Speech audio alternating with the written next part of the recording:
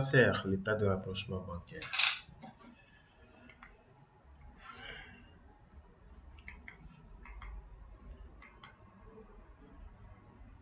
L'état de rapprochement bancaire consiste à rapprocher les comptes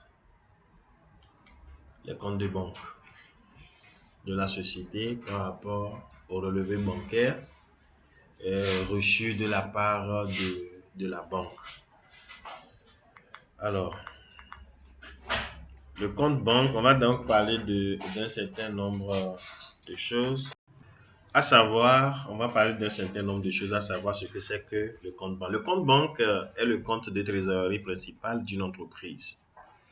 Et ce compte récapitule au débit les encaissements reçus. Parce que quand je suis dans ma structure et que un client me paye, je débite le compte de trésorerie pour constater donc une augmentation de fonds dans ma trésorerie. Et au crédit, les règlements effectués par l'entreprise. Donc, quand je règle mes fournisseurs à moi, je vais donc créditer le compte banque dans ma structure toujours.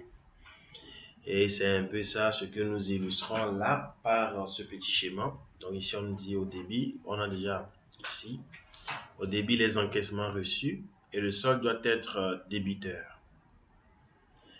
Donc, somme disponible en banque. Quand vous avez un solde débiteur, ça veut dire qu'il s'agit tout simplement d'une somme disponible en banque. Donc, ça traduit en même temps quoi? Ça veut dire automatiquement qu'il y a plus d'encaissement que de règlement. L'argent rentre, il y a eu plus d'entrées, je veux dire en fait, que de sorties. Donc, le compte bancaire ne peut qu'être débiteur en ce moment. De même, le compte banque peut être utilisé au crédit lorsqu'il s'agit des règlements effectués. Donc, lorsque nous faisons quoi? Nous payons, donc nous réglons nos différents fournisseurs. Donc là, ça peut, si on ne sait pas faire, porter un solde créditeur aussi par moment.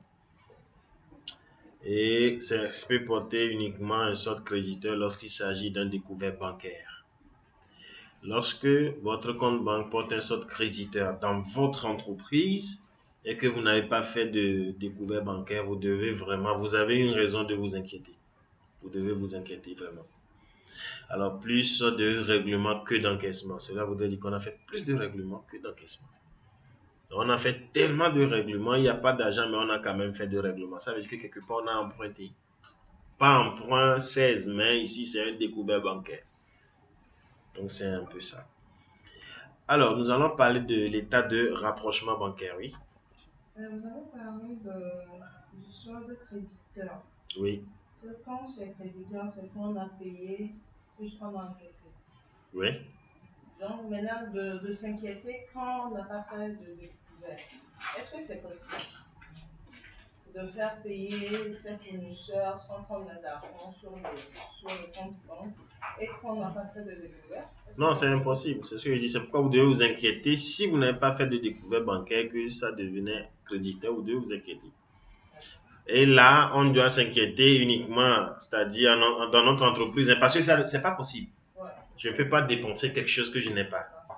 Donc, si c'est un solde créditeur, soit il y a des soucis d'écriture, peut-être des doubles passations, des omissions d'écriture, etc. Il y a beaucoup de choses qui peuvent arriver. Tant que vous-même, vous savez très bien qu'il n'y a pas de découvert, c'est que votre solde ne peut pas être créditeur. C'est ce que je veux dire. Alors, nous allons maintenant parler de ce qu'on appelle l'état de rapprochement. Alors, l'entreprise réalise périodiquement, en fin de mois, par exemple, le rapprochement du compte banque tenu en comptabilité et le relevé bancaire reçu de sa banque. Ça veut dire quoi? À la fin de chaque mois, l'entreprise est tenue de faire quoi? De faire un petit rapprochement entre son compte banque qu'il tient dans sa structure et le relevé bancaire reçu auprès de la banque. Parce que c'est deux états différents. La banque aussi tient sa propre, si je peux le dire, comptabilité. Et vous tenez, votre compte comptabilité, votre propre comptabilité. Normalement, les soldes devaient toujours être le même. Mais souvent, ce n'est pas le cas.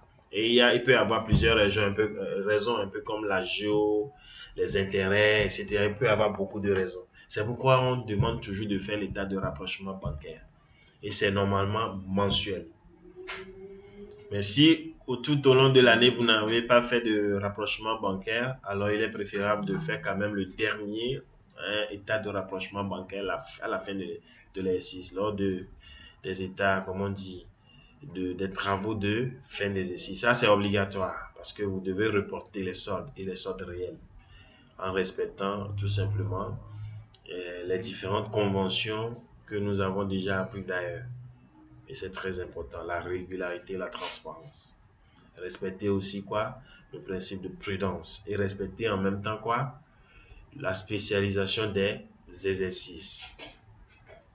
Alors, elle vérifie la concordance des opérations comptabilisées dans le compte banque pour voir si tout ce que j'ai saisi dans mon compte banque, si c'est réel ou pas. C'est pourquoi je dois vraiment faire l'état de rapprochement bancaire. Donc, elle vérifie la concordance des opérations comptabilisées dans le compte banque de l'entité avec celles enregistrées par la banque. Souvent, c'est l'entreprise qui fait des erreurs. Hein. C'est un peu rare de voir la banque faire des erreurs, mais ça peut aussi arriver. C'est pourquoi il faut faire l'état de rapprochement bancaire. Alors, en effet, dans la pratique, les soldes des deux documents sont rarement égaux. Et les opérations sont généralement enregistrées à des dates différentes dans la comptabilité de l'entreprise et dans celle de sa banque. Moi, j'ai reçu le chèque, je l'ai passé automatiquement aujourd'hui. Mais c'est après que j'ai remis le chèque au banquier. Et on a encore ce délai-là de 3 jours avant que l'argent ne soit positionné sur mon compte banque.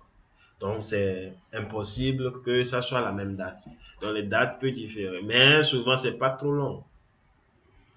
Mais tout dépend aussi, surtout dans le cas des chèques, tout dépend de quand est-ce que vous avez remis le chèque au banquier. Donc, voilà les deux éléments importants qu'il faut vraiment qu'on étudie. Maintenant, on va parler de pourquoi établir un état de rapprochement bancaire.